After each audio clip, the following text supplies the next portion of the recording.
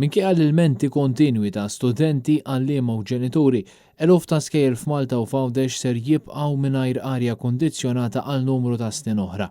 Il-proċess biex jitwaħħal dan l-apparat għal xi skejjel ser jieħu xhur iżda għal oħrajn ser jieħu snin.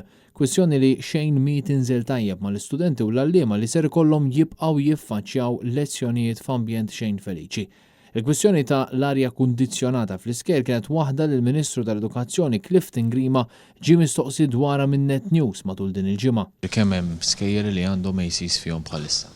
Dik hija informazzjoni li qed qiegħdet fuq il-Kamra fil-Kamra tal-Parlament milli nista' ngħidlek huwa illi kienet propju dell-amministrazzjoni Gvern Laburista li beda jwaħħal il-units tal-ACs ġewwa klassijiet madwar Malta u anke Għawdex hemm ukoll weda elettorali u ħankomplu propju naraw illi din titwettaq tul il-leġislatura kollha. Il-Ministru spjega li dan huwa proċess li qed taħdem fuq il-fondazzjoni tal-iskejjel ta' għada u reġa' saħaq li l-proċess se jkun lest tul il-leġislatura fi kliem ieħor f'temp ta' 5 snin. Dan ifisser li hemm studenti li deħlin fi skejjel primarji u sekondarji li jilħqu joħorġu minnhom qabel ma dawn l-iskejjel ikollhom arja kondizzjonata. Dan ifisser li eluf ta' studenti matul il-ħajja skolastika tagħhom ser jibqgħu qatt ma jitgħallmu f'ambjent xieraq kemm fix-xitwa meta tkun ħafna kesħa u b'mod partikolari fis-sajf meta sħana tkun waħda insapportabbli.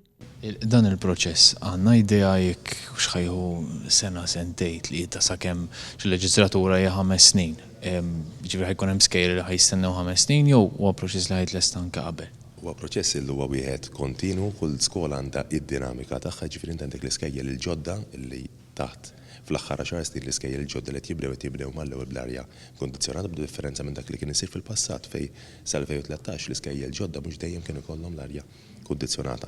Però oltre dan kollu qegħdin ngħidu li pereżempju wasal biex il-procurement process jiġi wieħed pubbliku għall-arja kondizzjonata ġewwa tal-Ħandaq. Investiment ta' 2 miljun euro.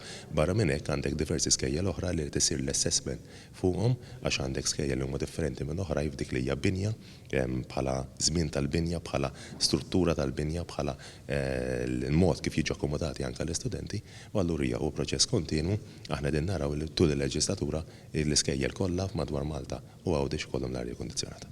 Kingu Tajjer, Net News.